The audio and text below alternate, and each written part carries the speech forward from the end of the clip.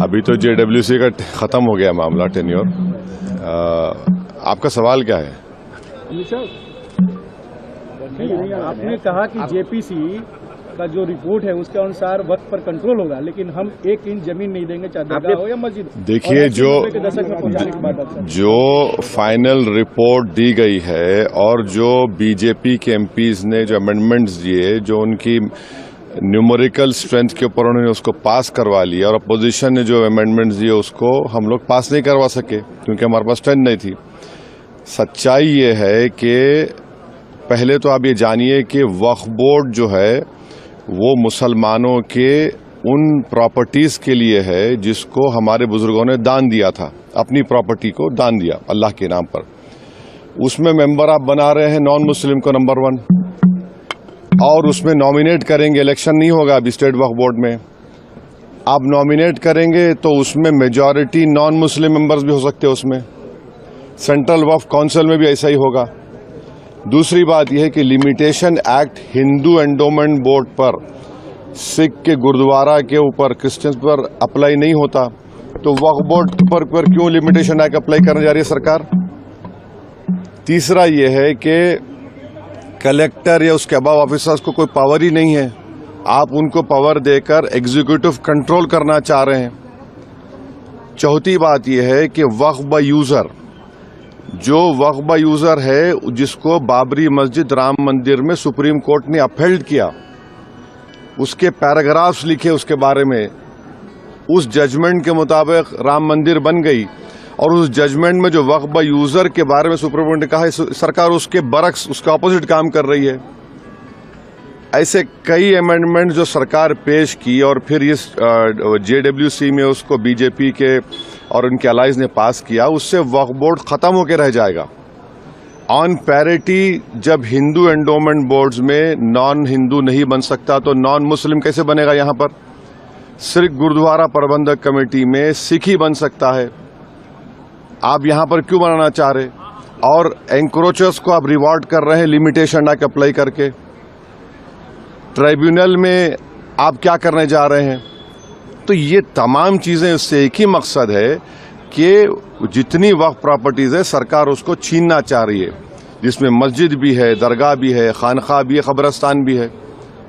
अब ये एक अमेंडमेंट जो इन्होंने अपनी स्ट्रेंथ पर पास करवा लिया, इस फाइनल रिपोर्ट में आप देखिए क्या कहते हैं, वक्फ बाय यूजर में अगर वो डिस्प्यूटेड प्रॉपर्टी होगी या गवर्नमेंट प्रॉपर्टी होगी तो वक्फ बाय यूजर नहीं होगा। मैं आपको एक एग्जांपल दे रहा हूं, सच्चर कमेटी जाकर पढ़िए, जिसमें सच्चर कमेटी ने कहा कि दिल्ली में 123 ऐसे प्रॉपर्टीज है जो सरकार के कब्जे में है। ने कहा वक्फ प्रॉपर्टी है सरकार के कब्जे में, उसकी 2008 में लागत 3000 करोड़ बताई गई। पार्लियामेंट के सामने की मस्जिद को गवर्नमेंट बोलती गवर्नमेंट की है, सामने है ना पार्लियामेंट सामने की, वहां के इमाम साहब MP हैं, उसका कोर्ट में केस चल रहा है, तो सरकार बोली हमारी प्रॉपर्टी हो गई। कैसे होगा बताइए आप? ये ऐसे कई एग्जांपल्स दे रहे हैं। आप इवैक्यू प्रॉपर्टी खत्म कर रहे हैं, इवैक्यू प्रॉपर्टी अलग है, इवैक्यू बाय वक्फ अलग है। पंजाब में हजारों एकड़ इवैक्यू प्रॉपर्टी जिससे रेवेन्यू आता है उसको खत्म कर रहे हैं आप, तो उससे फायदा किसको हो रहा है? सिर्फ नफरत की बुनियाद पर मुसलमानों की प्रॉपर्टीज को वक्फ की प्रॉपर्टीज छीनने के लिए। और एक बात समझिए, ये वक्फ की जो प्रॉपर्टीज है वो हमारे लिए एक वर्शिप है। नमाज हम पढ़ते हैं मगर ये भी हमारा एक वर्शिप है, उसको हमको उससे महरूम करना चाह रहे, ये हम इस कह रहे हैं। तो इनका मंशा और मकसद तो वो एक ही है ना, वक्फ प्रॉपर्टीज बचाना नहीं है, छीनना है। सर वो कह रहे हैं कि मुसलमानों को भड़का रहे हैं और आप जगदम्बिका पाल जी ने कहा है कि जो चर्चा हुई उसमें आपने हिस्सा लिया, सभी लोगों ने हिस्सा लिया। तो क्या चर्चा? अरे चर्चा, इतना गलत काम जगदम्बिका पाल ने किया चेयरमैन, वो उनमें इतना पार्लियामेंट्री उनको रूल्स मालूम होना चाहिए। अगर मेरी रिपोर्ट दी गई थी उसके 9 पेजेस को और मुख्तलिफ 8 से 10 पैराग्राफ्स को उन्होंने ब्लैक कर दिया।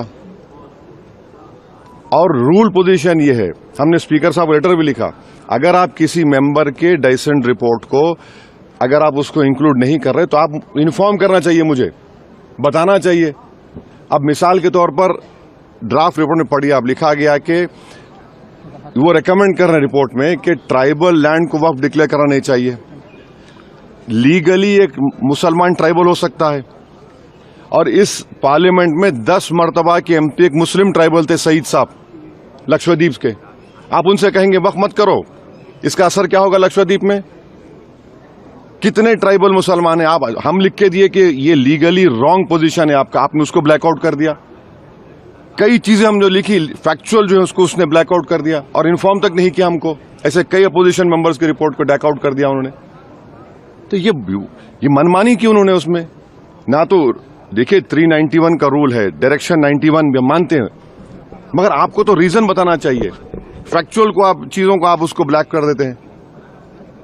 आपका डिसेंट नोट कितना पेज का था?